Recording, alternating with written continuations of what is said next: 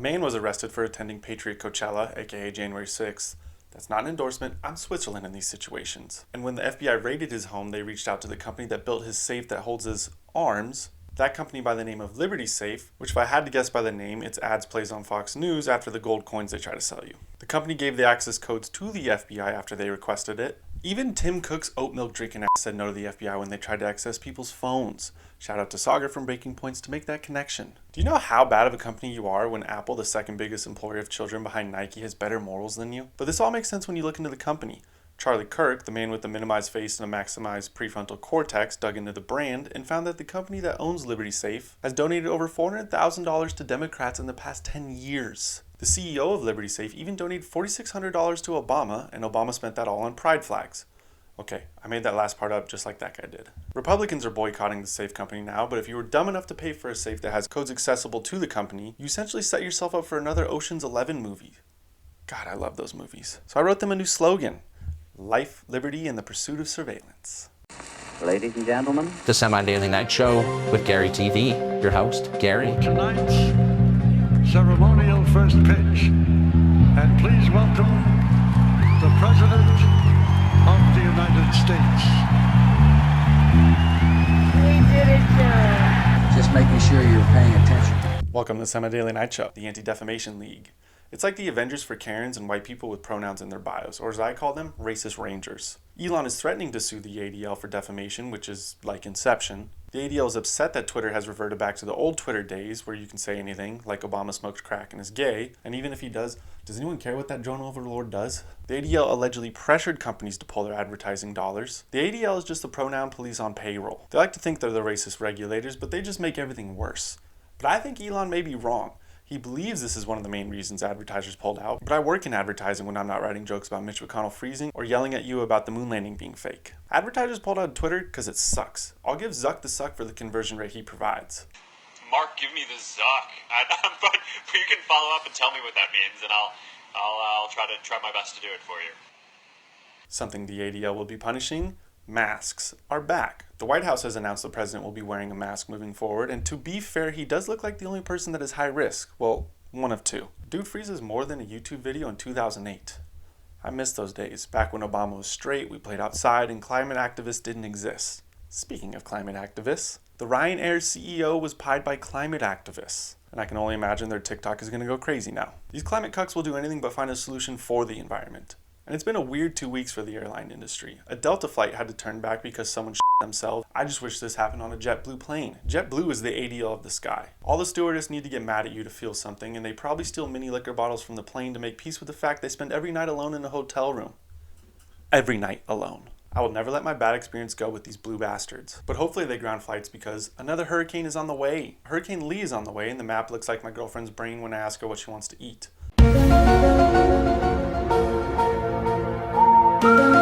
Us men are simple. Monday through Saturday we want Chick-fil-A and Sunday we want Chili's. And you'll probably get an update on the hurricane when watching the movie. CNN has decided interrupting your movie with pointless alerts is a good idea. Now hopefully that will make any Marvel movie more exciting. How do you people watch those? You literally know the good guy wins every movie.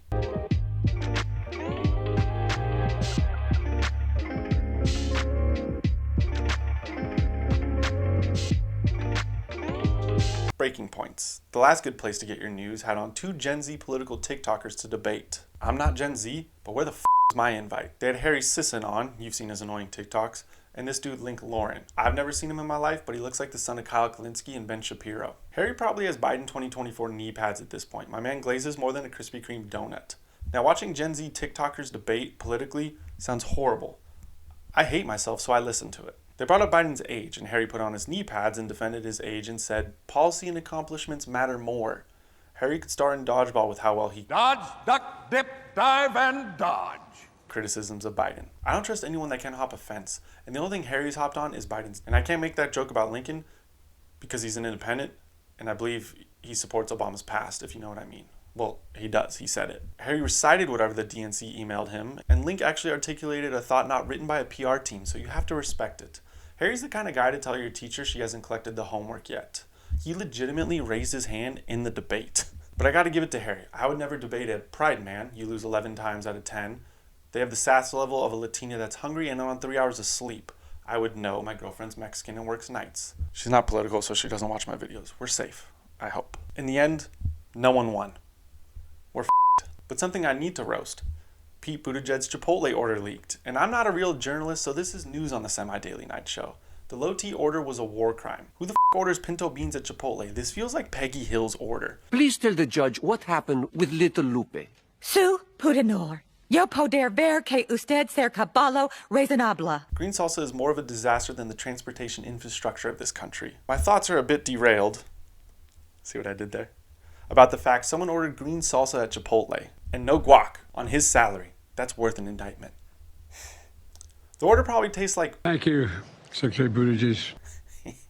Steak and hot salsa is the only way to order. Anything else is wrong, and you probably like Whataburger, which is just an opioid epidemic in your mouth. That isn't the only drama surrounding Buttigieg. Pete Buttigieg and Vivek Ramaswamy were spotted asking questions both on the same hardball tour in 2004. The internet believes they may be a CIA psyop because of this. Now, I love conspiracy theories more than anything. But the simple answer is they're political nerds. And even if it was a psyop, it wouldn't work today. We got e-girls now.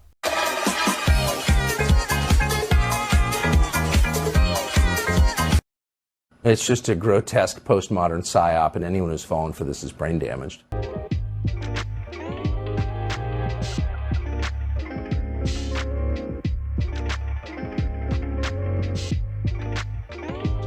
Female astronaut drilled a hole in a Russian spacecraft. Roscosmos, the Russian space agency, in a way cooler name than NASA, has accused an astronaut on the International Space Station for drilling a hole into the craft while docked, which is what the guy from Breaking Bad should have done in that episode of Black Mirror for hitting on his wife. This started in 2018, so she isn't someone with a Ukrainian flag in her bio, but the report has been concluded and the Russians may be pressing charges now. The NASA astronaut, Serena, allegedly did this because they said she had broken up with a crew member and wanted to go home. I've had my share of bad breakups, but how bad is a breakup where you almost implode an entire space station, like that submarine that was popular for a week? Actually, I have an ex that would definitely do that. This caused an air leak, and NASA's response was, no one was in danger because there is an emergency lifeboat that can get them back to Earth. That's like lighting your house on fire and saying you're safe because you have a garden hose, which the Maui government basically did. Oh, fuck. The head of NASA tweeted he stands with her, so that may be the guy that docked her space station, if you know what I mean, and caused the breakup. The cameras in the area mysteriously stopped working like the ones in Jeffrey Epstein's cell, and NASA won't let the Russians inspect their tools for any metal shavings.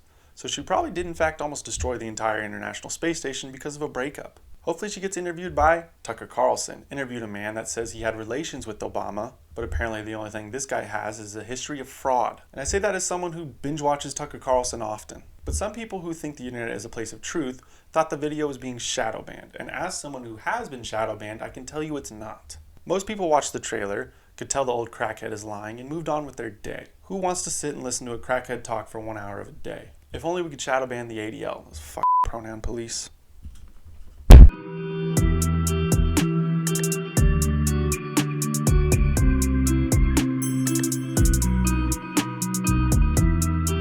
We'll do it live. We'll do it live!